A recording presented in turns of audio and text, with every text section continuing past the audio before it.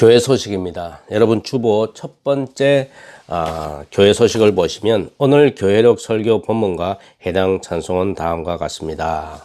매주일마다 선포되는 하나님의 말씀, 설교 말씀의 본문이 한 군데가 아니고 네 군데입니다. 그리고 네 군데에 있는 말씀과 관련해서 찬송을 삽입을 했습니다. 여러분 혹이라도 가정에서 이 찬송을 부르실 때에 이러한 성경적인 배경이 있다고 하는 거 여러분이 보시고 여러분 찬송의 더 큰 은혜를 받으시기를 바랍니다.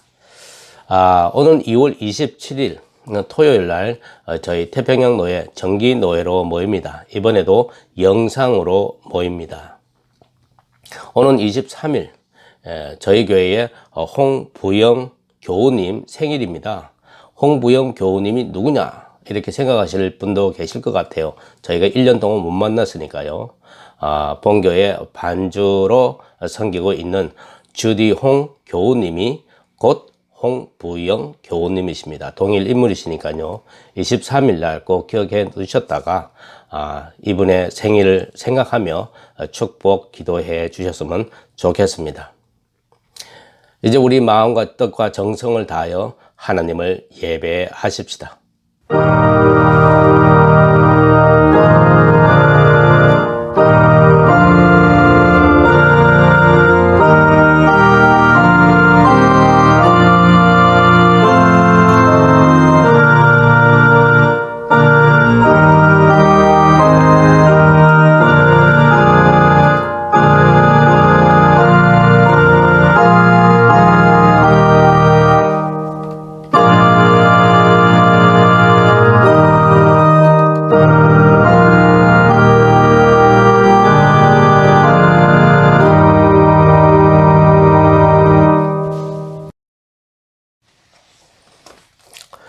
누구든지 나를 따라오려거든 자기를 부인하고 자기 십자가를 지고 나를 따를 것이니라. 누구든지 제 목숨을 구원하고자 하면 잃을 것이요 누구든지 나를 위하여 제 목숨을 잃으면 찾으리라. 우리 함께 기도하겠습니다. 죄인들을 구원하시기 위하여 고난 받으신 예수님을 기억하면서 사순절 첫 번째 주일 예배로 모이게 하옵시니 감사를 드립니다. 보혜사 성령님이시여 이곳에 오셔서 예배하는 저희들로 영안을 열어주시옵소서. 그리하여 이 땅에 독생자를 보내주신 성부 하나님의 사랑과 십자가를 지심으로 우리의 모든 죄를 속량하신 예수님의 은혜를 마음 깊이 새기게 하여 주옵소서. 예배의 시작과 마침을 주님께 맡겨오며 예수님의 이름으로 기원합니다. 아멘.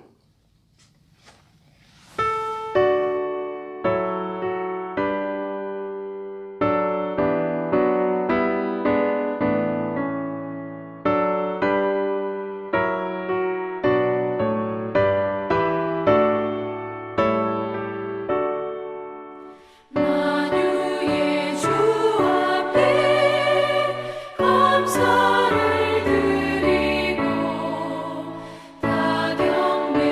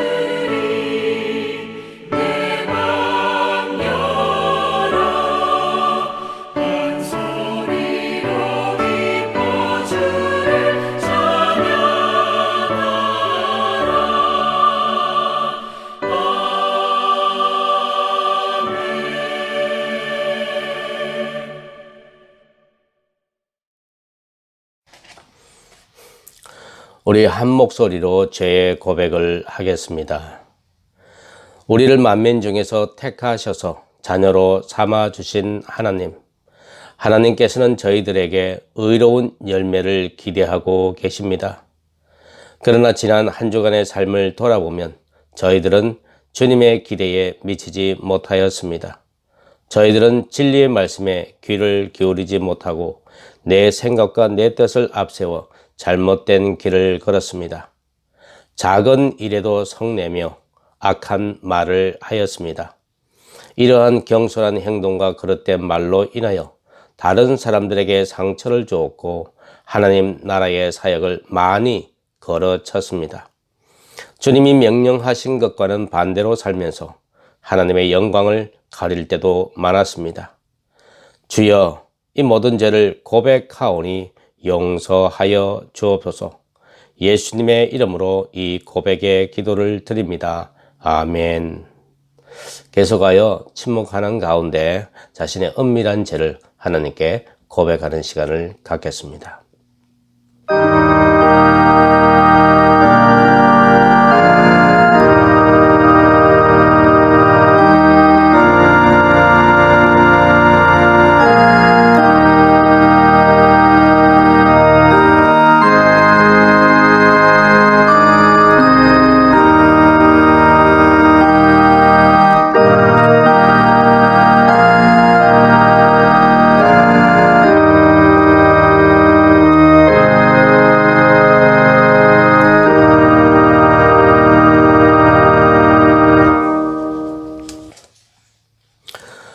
자신의 죄를 고백한 여러분에게 하나님께서 복된 소식을 들려주십니다. 구하옵나니 주의 인자의 광대하심을 따라 이 백성의 죄악을 사하시되 애굽에서부터 지금까지 이 백성을 사하신 것 같이 사하시옵소서. 여호와께서 이르시되 내가 네 말대로 사하노라. 여러분이 고백한 죄가 용서함을 받으신 것을 믿으시고 평안에 거하시기를 바랍니다. 우리 옆 사람과 더불어서 샬롬, 평강하십시오. 그렇게 우리 서로 인사 나누십시다.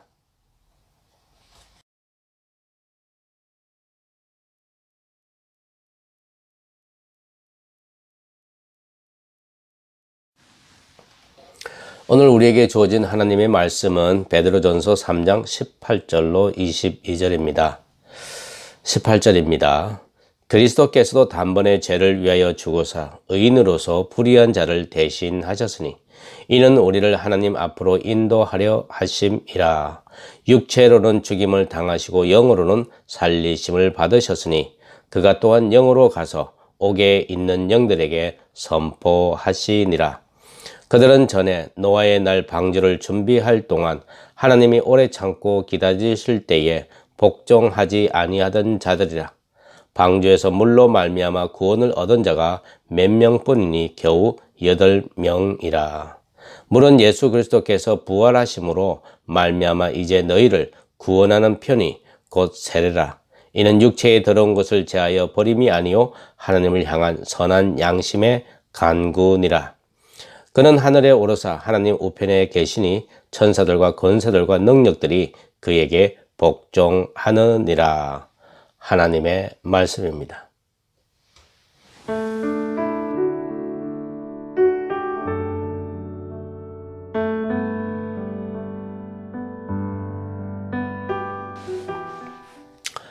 성경, 바이블이라고 하는 것은 책을 말합니다. 무슨 책일까? 예수 그리스도에 관한 기록인 거죠. 예수 그리스도는 이 땅에 오셔서 천국 복음을 전하셨습니다. 이 복음의 첫 시작을 창세기 1장 1절은 이렇게 말합니다. 태초에 하나님이 천지를 창조하셨다.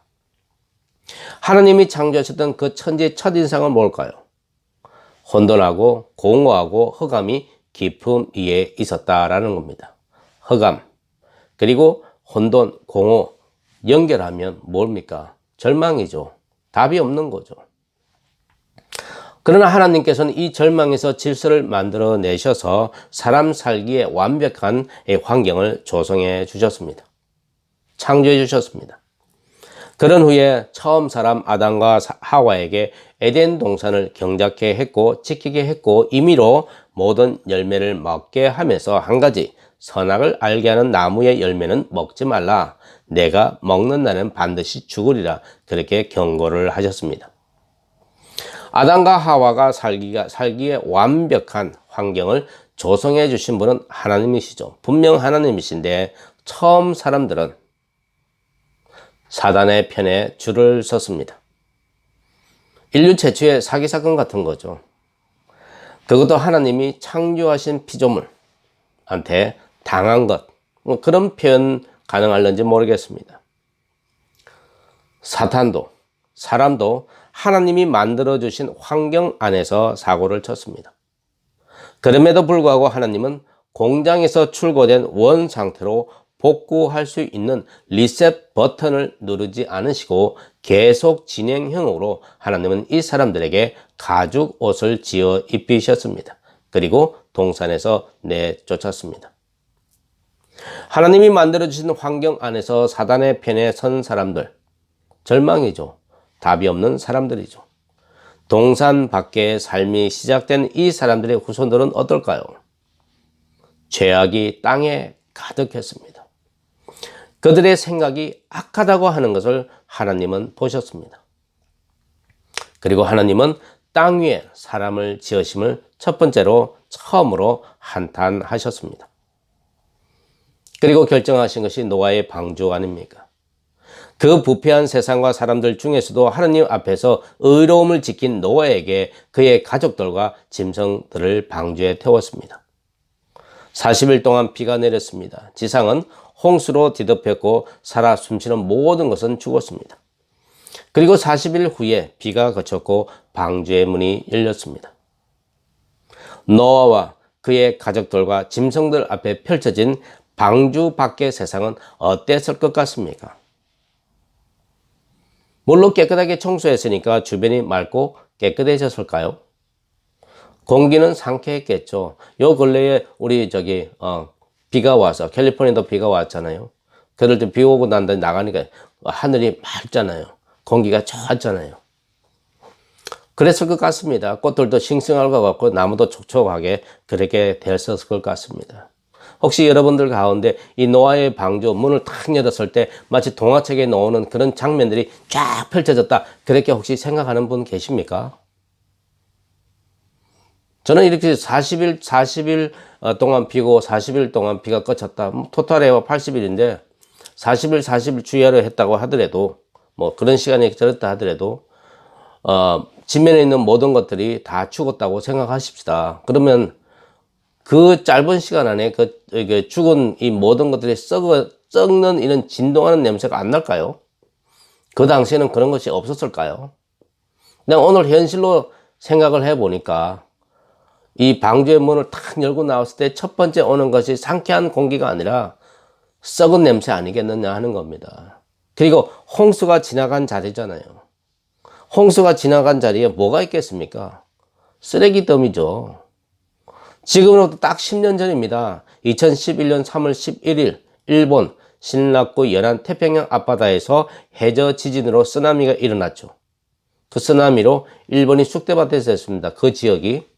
그 쑥대밭 된 그 지역에 남은 것이 뭡니까? 쓰레기 산이었습니다.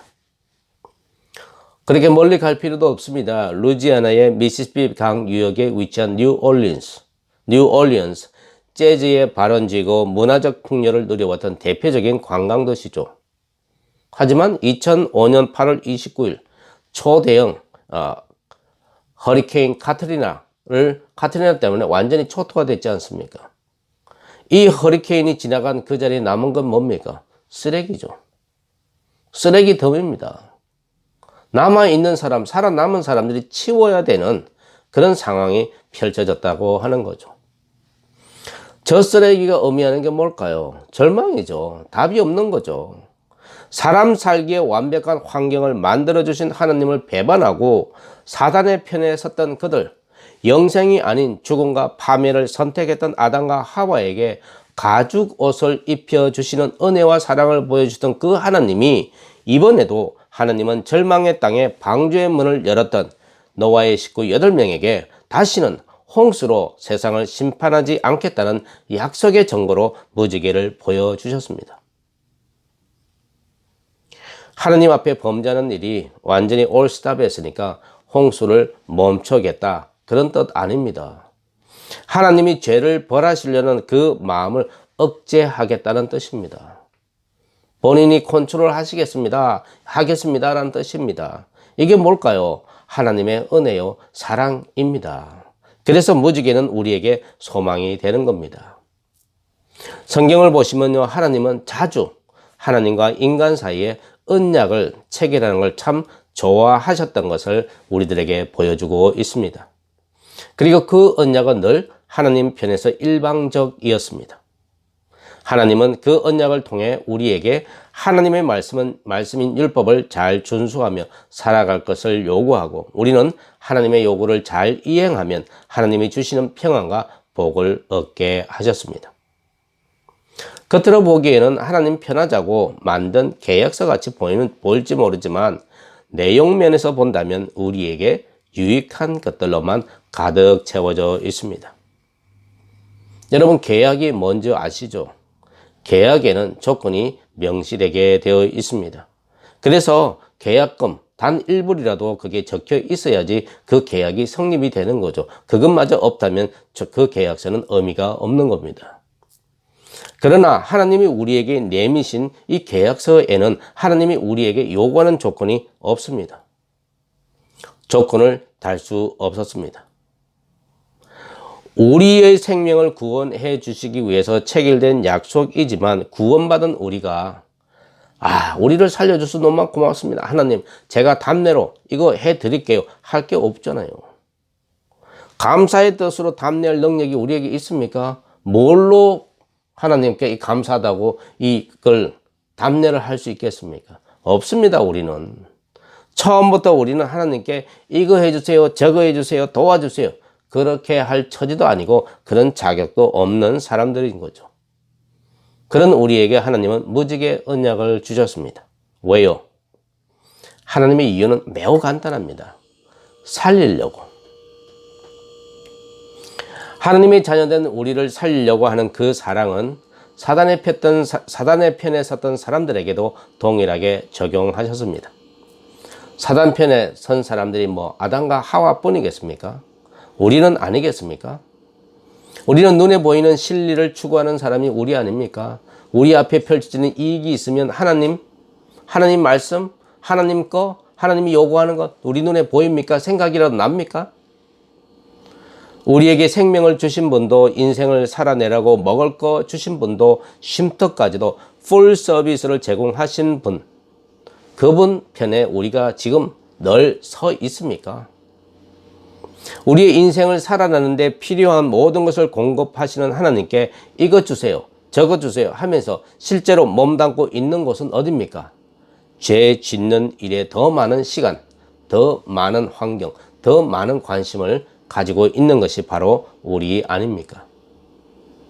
그런 우리에게 하나님은 자녀들의 생명을 살리는 일이라면 두 팔을 걷어붙이고 달려들어서 살려주시면 뭘 줄게요 할 수도 없는 우리들을 위해 모든 것을 다 주고 어떠한 값을 치르라도 너부터 살리고 보겠다는 분이 바로 우리가 신앙하는 삼일체 하나님이십니다.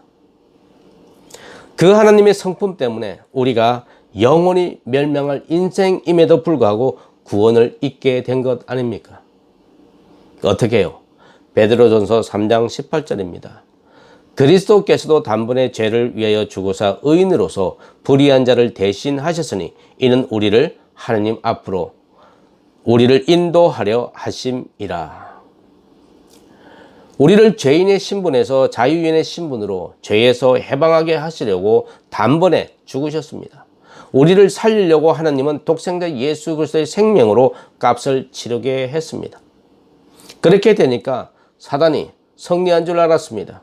3일 동안 축배를 들자 잔치를 벌렸을 것 같습니다. 죽었으니까. 예수님이 죽었으니까. 그래서 옥에 있는 영들에게 가서 사단이 그랬을 것 같아요. 우리가 이겼다. 너희가 곧 풀려나리라. 그렇게 했을런지도 모릅니다. 그런데요, 예수 그리스도께서 옥에 있는 영들에게 가서 선포하셨다고 여기는 말합니다. 굉장히 난해한 부분이에요. 이걸 뭐 해석할 수 있는, 어떻게 해석할지 참 난감한 부분이지만 하여튼 제가 이해한 대로 한다면 예수 그리스도께서 옥에 있는 영, 그 옛날 노아의 방주에 지을 때에 하나님 앞에 배신 때렸던 그 영들을 가둬놓은 그 장소에 내려가셔서 꿈 깨라 하시면서 3일 후에 부활하셨습니다.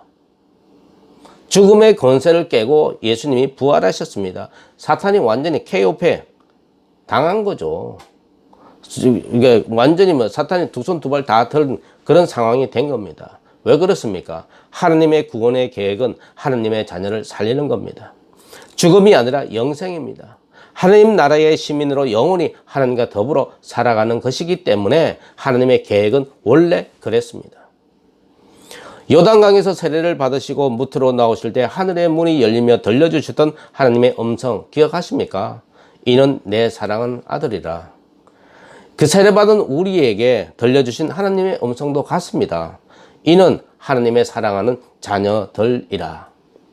하나님은 아들을 값을 치르시고 우리를 살려내신 분이십니다. 우리 삶의 가장 본질적인 것이 뭡니까? 생명 아닙니까? 이 생명보다 중요한 건 없죠. 생명을 살리는 구원에 있어서 하나님은 우리의 이해나 참여나 대가 등등 그 어떤 것도 요구하지 않습니다. 요구한다고 해서 대갚아 드릴 것도 없는 우리들 아닙니까? 만일 하나님이 우리를 구원하시기 위해서 우리의 이해와 설득이 필요하고 무능한 우리의 참여가 필요하다면, 무력한 우리의 대가가 있어야 한다면 우리는 결코 구원받을 수가 없습니다. 죽어가는 환자 앞에서도 대가를 요구하고 자녀를 키우면서도 훗날에 노후를 조건으로 삼는 얄팍한 마음을 가진 우리로서는 감히 흉내조차 낼 수 없는 거룩한 마음이죠. 그러면서도 우리가 닮으려고 하지 않는 것이 하나님의 마음입니다. 그런 우리를 왜 살려주시는 겁니까? 그 해답을 저는 시편 25편에서 찾아보았습니다. 7절과 16절 하반절입니다.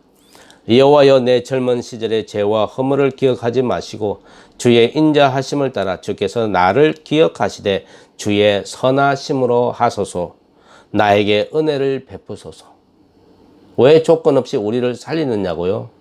우리를 하나님 앞으로 인도하시는 은혜 때문인 거죠.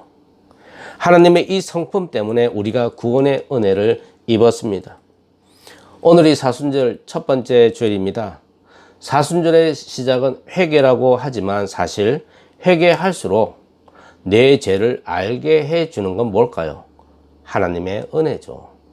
내 죄를 알게 해준다는 것, 내 허물이 뭐라고 하는 것, 내가 어떤 존재라고 하는 것, 나의 위치가 어떻다고 하는 걸, 그걸 깨닫게 해주시는 분. 그걸 우리가 깨달으니까 회개가 되는 거 아닙니까? 그걸 깨닫게 해주시는 첫 번째 관문이 뭐냐? 하나님의 은혜라는 거죠. 그렇기 때문에 사순절의 시작은 일방적인 하나님의 은혜로 내가 죄를 깨닫고 회개할 수 있게 해주신 주님께 감사함으로 시작해야 하겠습니다. 사순절의 시작은 회개가 먼저가 될 것 같지만 그 앞전에 하나님의 은혜가 있어서 내가 지금 이 자리에 있습니다. 하나님의 은혜가 있어서 내게 주어진 이 인생을 살아내고 있습니다. 하나님의 은혜로 내가 이 인생을 살아내는데 필요한 모든 것들을 하나님이 공급해 주고 있습니다. 하나님 감사합니다로 시작하는 것이 사순절이 아니겠느냐 하는 겁니다. 하나님께서 공급해 주신 모든 환경 속에 있기 때문에 우리가 저지른, 우리가 참여하고 하나님을 닮으려고 하지 않으려는 그 마음, 닮아야 하는데 닮으려고 하지 않는 그런 마음까지도 돌아보게 하시는 그 하나님의 은혜가 있기 때문에 우리가 구원받았다고 하는, 구원을 입었다고 하는 이 감사를 할 수 있는 것 아니냐는 거죠. 이번 사순절은 너부터 살려내야겠다며 우리를 구원해 주시는 하나님의 성품을 닮으려고 우리가 노력해서 살리는 일에 전심전력을 다하는 우리 모두가 되기를 바라며 말씀을 마칩니다.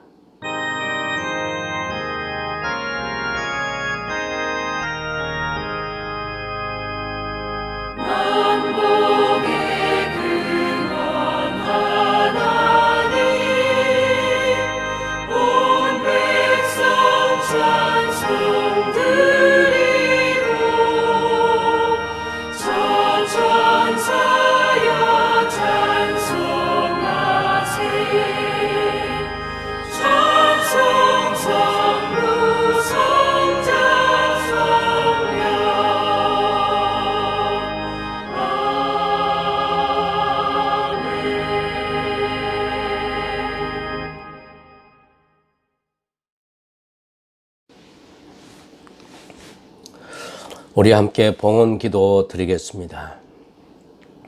자비하신 하나님, 사순절 첫 번째 주일에 우리를 구원해 주신 하나님의 사랑을 말씀을 통해 경험하게 하시는 이 은혜에 감사를 드립니다.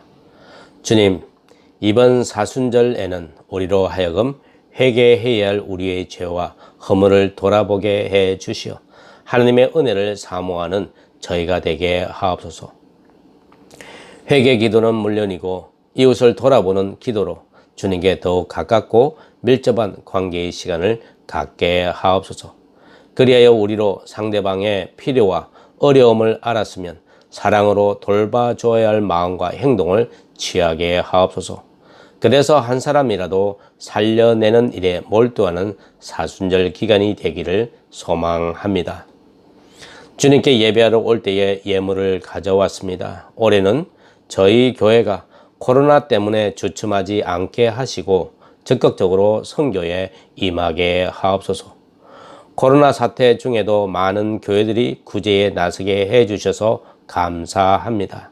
많은 교회들이 헌금 감소로 운영이 어려워 교회 문을 닫는 교회들이 속출하고 있는 이 어려운 시기를 온 교우들과 함께 극복해 나갈 수 있도록 우리에게 힘과 지혜와 분별력을 주시옵소서. 우리 주위에는 나라가 공급하는 경기 부양 지원을 받지 못한 가정들과 개인들이 있습니다. 우리가 가진 사과의 반쪽을 기꺼이 나누어 줄 수 있는 우리가 되게 하옵소서. 이민사회가 안고 있는 여러 가지 말 못할 사정들이 우리 가정들과 개인들에게 있습니다. 그들 가정들과 개인들을 교회가 위로할 수 있는 길을 모색할 줄 아는 지혜로운 교회가 되게 하여 주옵소서. 주여 우리를 불쌍히 여기시고 자비를 베풀어 주시옵소서. 예수님의 이름으로 감사하며 기도합니다. 아멘.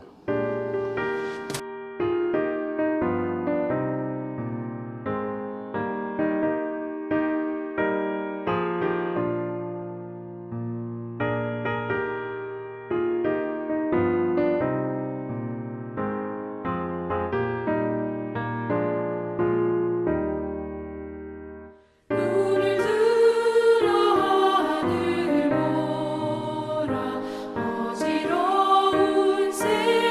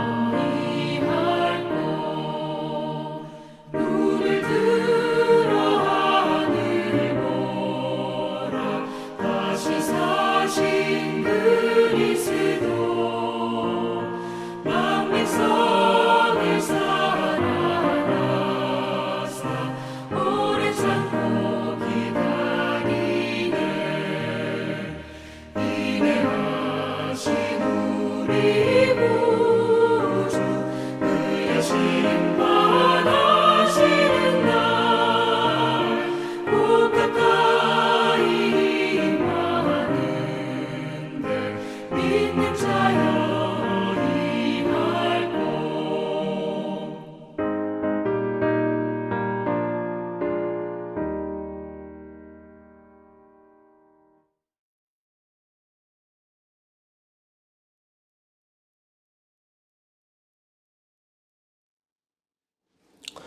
성도 여러분, 모든 지각에 뛰어나신 하나님의 평화가 하나님과 그 아들 우리 주 예수 그리스도의 사랑과 진리 안에서 여러분의 마음과 영혼을 지켜주시기를 바라며 세상으로 평안히 나아가 주님을 사랑하고 섬기십시오.